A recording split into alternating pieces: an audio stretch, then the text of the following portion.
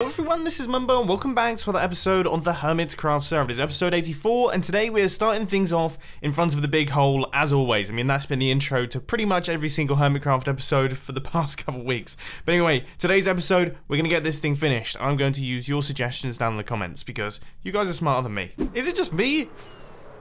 Or are my elytra making a really strange noise? It's slightly robotic. Anyway, a lot of you were suggesting that I create slow fall potions. And that seems like a great idea. So I'm going to pop over to Green's base. I'm going to grab some phantom membrane because he has absolutely tons of the stuff. And he always takes things from my base. So I think this is long overdue. And let's make some. Of course, I totally asked him first. And he totally said yes. That may or may not have been a lie. Now I'm curious. Has anyone ever bought shorts from Zedav's Warts, Quartz and Shorts shop? Because, I mean, these still seem to be here. Right, so this is making its way through, and now we have ourselves potions of slow falling, and then I'm guessing I can extend the length of time that they work for. So this should push it up to 8 minutes, hopefully. I'm going to have to really keep my eye on this. It's actually only 4 minutes, but hopefully this should be enough. So if I now take this potion, and wow, this is gonna be, I don't know if this is useful or not. Oh, yeah, it definitely is useful. Check this out. I could just kind of gradually make my way around like this. You know, I've realized I really don't need to use the TNT technique anymore. I can just do this. I can just Oh, okay. I do need to be careful about landing on blocks and my elytra deactivating, but still, this is it is slow though. I mean, it could definitely be faster. But I suppose if I fire this, then yeah, I get around like that. Oh, this is the best. Thank you to everyone who suggested this idea. This is fantastic. Oh, we'll be done in no time. I mean, look at this. I'm essentially just mining my way through. Okay, no, I'm falling down. Well, I gotta say I'm impressed by that. So, I have used 1, 2, 3, 4 of my potions, and I have cleared out this entire side. So that means that I've spent a maximum of 15, 16 minutes doing this, and it's all gone. Whereas on the other half, I spent the best part of an hour and a half trying my best to fly around igniting all of the TNT. So, yeah, I think it's safe to say that as per usual, the comments were correct. Anyway, now it is time to remove all of the rubbish that we have lying around this thing, so I'm going to clear up all of the chests, move everything into the storage system, and get rid of the flying machines. And this should just about do it. So this is the final flying machine that actually escaped from the system. I hadn't realized that all of the observers were there. When we break this, we're now going to need to do a quick fly off.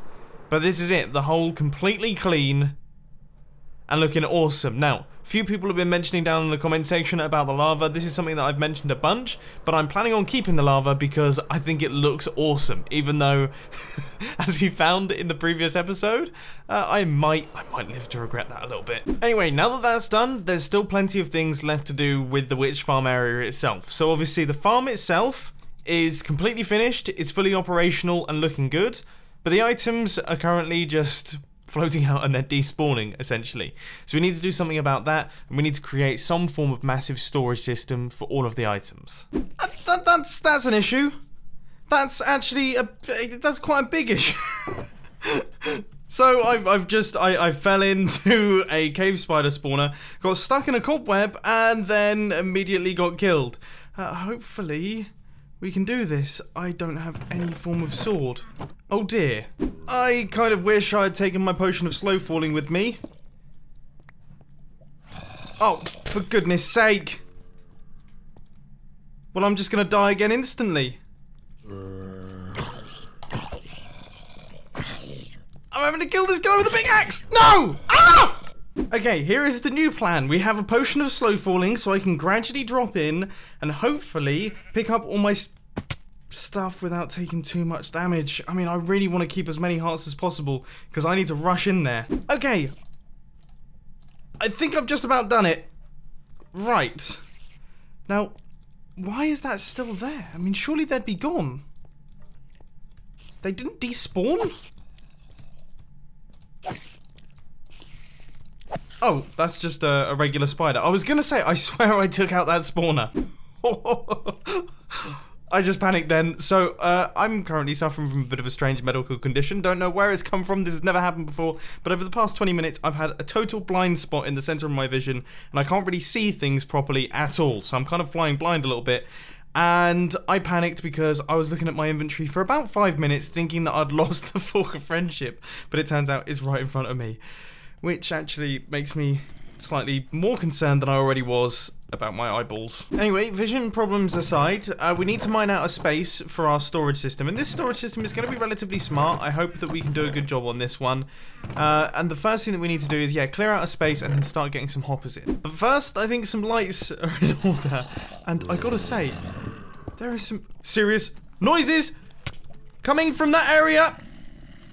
Well, we found where they're coming from. And I think there might be a spawner there. That's the only reason why I can imagine there's... Oh, no. Yeah. This gigantic hole is essentially stopping anything from spawning in this whole area. So that means that obviously caves are going to be filled to the brim with mobs. Have beacons always made this noise? That's super cool. And I've never noticed it before. Either way, we now have a haste 2 beacon. It goes right the way through the center of here. I think it's here to stay, even if we don't keep it as haste. I mean, we could do something. Now that the hole has been dug out, there's this natural forming hole in the area here. And, I mean, come on. Well, we can't not use that. I think it would be cool if we just kind of patch that up with glass.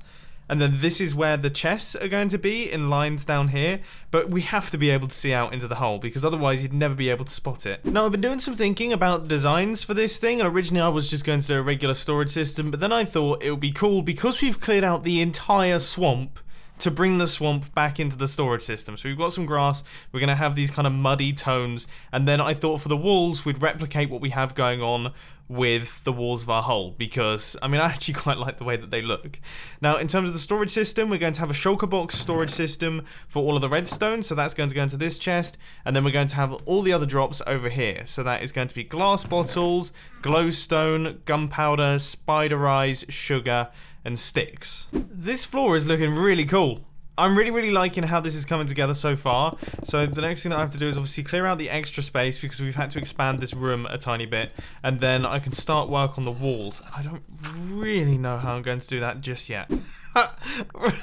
A creeper just blew up my bed. I'm in panic mode.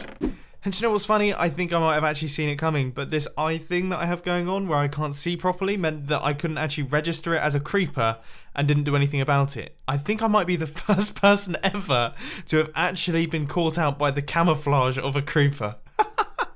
And because of that, I think I'm actually going to take a break for today. So I've hooked up a bunch of hoppers into these chests, and I've also placed in all of the water for this item stream that we have right here. So this, in theory, should now be sending the items right the way out into the storage system. Let's just have a quick check. Okay. Yep, so all of those items are being dropped out, so I'm going to go AFK overnight, and we'll see how many items we actually get from this new witch farm. And the answer is quite a lot. We managed to get ourselves just over 3 stacks of redstone blocks from one 12-hour overnight session, and the server was incredibly busy. There were people online all night, so if the server was empty, I imagine the drop rate would be even higher, which is absolutely fantastic. But it's actually been a couple of days since I've last been on the server. For those of you who follow me on Twitter, you will know that at the studio I've been having some issues with 2 construction sites have opened at exactly the same time on either side of the building that I record videos on. And even though I'm moving out in a month into the new house, that's still a big issue because obviously I've got 1 month of recording left to do. So I've had to take some fairly drastic action. Give me a second. So here we are in my new recording studio. Now, for those of you who haven't quite worked it out yet, we're in my 1974 VW bus. So if we just look through there, yeah, that's where you drive. My PC's down in that corner there, and you can see all of the cables and things. And then we have got both my monitors set up. We've got my speakers down there. That's my preamp. We've got my microphone, so I'm talking into that. My keyboard, my mouse, my feet. And And yeah, just this is where I'm going to be recording for probably the next 30 days or so. And you know what? It's actually quite cozy and is better acoustically than my actual studio. So now that I've explained that ridiculous situation, let's get the rest of this storage system built. Oh yeah, we also got tons of other useful stuff like glowstone and gunpowder and everything. I mean, it's pretty good. So this is going to be the storage for all of our general items, and you can see that I've placed in all of those in there. So they're in this kind of stack, and that will gradually fill up. But here we're going to have a shulker box storage system. So I've actually placed in the redstone here. The shulker box will be dispensed out. When it fills up, it will be pushed across, and then a new shulker box will be put in place. So all we need to do is place a hopper running into the top of this.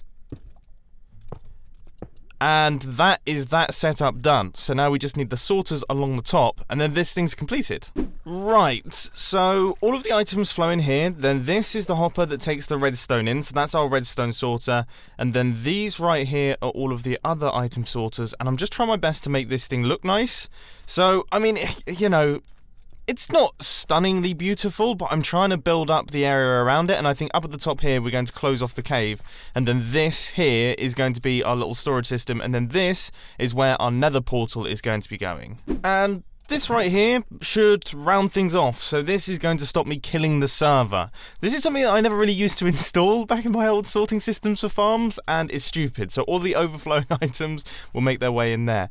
Alright, I think we're done. Now the only thing that I'm kind of concerned about is I don't know where my shulker shells are. Okay, they're not in there. They are in there, but we only have enough for 20. That could be an issue. But, I mean, it's kind of not. That's 20 chests filled in with items of redstone. If I start overflowing from that, then, you know, I clearly have way too much redstone. And, of course, we can always gather up more shulker boxes, so that's not the end of the world. Anyway, the entire thing is now fully completed, so now I'm just in the process of A, I've fixed up my storage system, but more importantly, B, I'm now transporting all of the valuable items that are over at the witch farm, which there are tons of them, back into my base. I am so confused as to how this system keeps breaking. I keep patching it up, and it keeps it's broken again. Wait, where did I literally just put the subscribe blocks? I had them in my inventory. Where have I put them?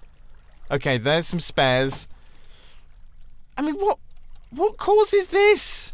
What is causing this?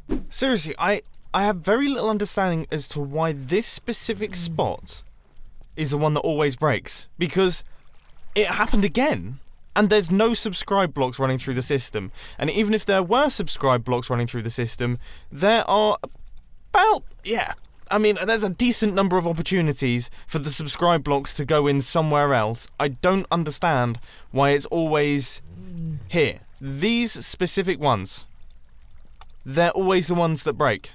Is it a chunk boundary? Ooh, it's a chunk boundary. But it's the ones on the inside of the chunk, the ones that break. You would think this one would break. Oh no, I suppose if I'm over there, maybe I unload here? Oh, I don't know. I found the solution, and it turns out it was me being silly, as always. So in some of the spots in my storage system, I have things like this going on, and it turns out that these hoppers fill up so fast that the hopper actually can't keep up. So this number at the front, say for example we put a full stack of 64 emeralds in, this number would keep creeping up because it can't unload the items fast enough, which means that that number combined with this number gives a stronger signal strength, which then activates both of these little modules, activates both of them, but there's no items flowing in, so they gradually unload all of their items, which of course opens them up to receiving a bunch of nonsense. Yeah, it's all my fault, and I've been complaining about it for the past 84 episodes. Why do I have to be me? Like, what? Just, Right, the sorting system is now back up and running, and hopefully that will be the last time I ever have to say those words, because I have patched it up probably about 15 times this season. I mean, seriously. So, this is all done. Now let's head back over to the witch farm, because this project is now all done. The witch farm has been completed. There is nothing else that I need to do over here. We have cleared up everything. The hole is dug. We've got the perimeter done. We've got all of the item transportation done. We've got the item pickup systems done. And we've set ourselves up with a pretty nice storage system too, which is holding up all of the items. And I'm proud. I'm definitely, I mean, this is probably the biggest farming project I've ever worked on. It's been tons and tons of fun. It got me back into live streaming again, which is fantastic. I mean, this is all great, and then he messages and he ruins them. What does he want? I wonder what he wants. It turns out all Iskall wanted to do is congratulate me on how smart my concrete maker was, so this is a pleasant surprise.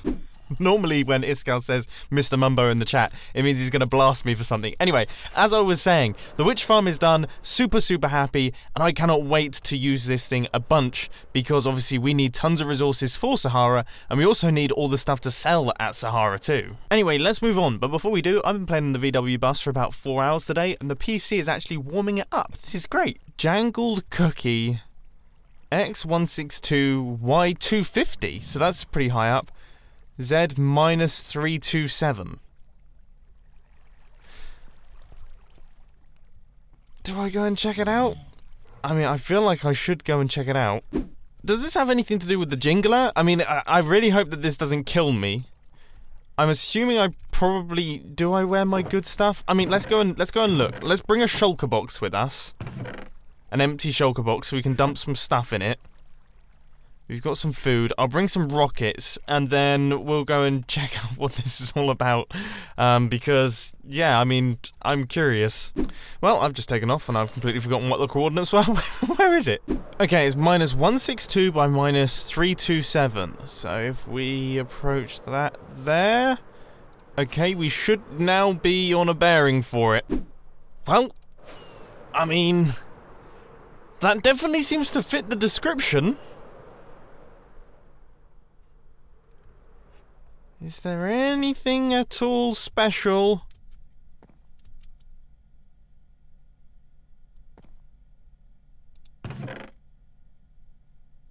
Or what?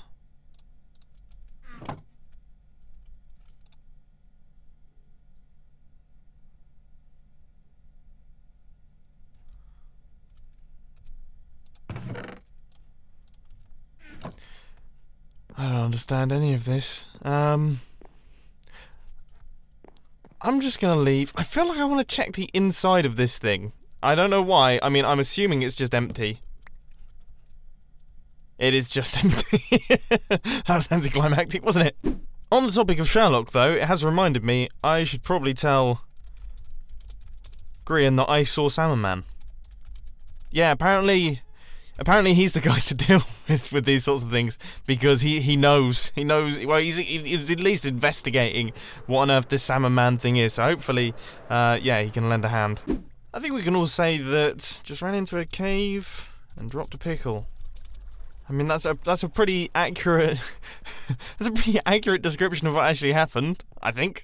Anyway, weird cryptic cookies aside, and also Salmon Man discussions all gone in the past, I thought it would be a good idea to round up this episode with some work on the crypto machine, because, I mean, with all the stuff that we've been doing with the Witch Farm and also Sahara, we haven't really had a chance to work on the Mumbo system, and I thought it would be good to actually implement a few things. But first, I've got to re-familiarise myself with the redstone circuitry, because... Yep, it's a mess. Now, one thing that does need a lot of attention is the vault system. So obviously the Mumbo system that we've created here with the value fluctuations, the increasing value when people trade, the actual cash out and cash in system, that's all done and functioning. But the vaults where people store all of their Hermit coin or Mumbo is completely non-existent at this point in time. So I want to work on that today.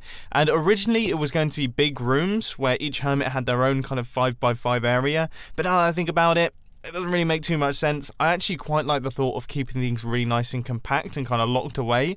So hopefully we can do something smart here. This seems large. I mean, it works. It also doesn't extend the pulse that long. I wanted the pulse to be longer. I'm trying my best to make these things one wide so that we can tile them next to one another. But we might have to maybe make things a tiny bit bulkier. You know, this is an improvement. This is considerably smaller, it's nowhere near as bulky, and it works just fine. So right now, my secret key code is yellow wool. If we try and put anything else in there, you can see that it doesn't go through and it doesn't open up the system. But if we put this yellow wool in here and hit the button, then we get access to the chest, which obviously cannot open at this point in time, and that... that's a flaw. So if I was to put a shulker box in there... Okay, that works. That's quite a lot cooler than the chest as well. That looks a lot more vaulty. Fantastic. I got scared then. So now that we have this little vault sorted out, it's incredibly simple, but I thought I'd share it with you because I know that some of you might want to build them for yourselves. Now that we've got that worked out, and we have this system worked out as well, we're kind of good to go with the Mumbo system. But I think I'm going to wait until Sahara is done, just because Sahara is a massive project and I really want to commit myself to it. However, once Sahara is built, then you best believe Mumbo is coming to the Hermitcraft server. So, I hope that you enjoyed this episode on Hermitcraft. If you have, please hit that like button, and if you really loved it, then make sure to subscribe. But thanks for watching, guys. This has been Mumbo, and I'm out. I'll see you later. Oh, and filming channel stuff, you know what to do. Link will be on the end screen.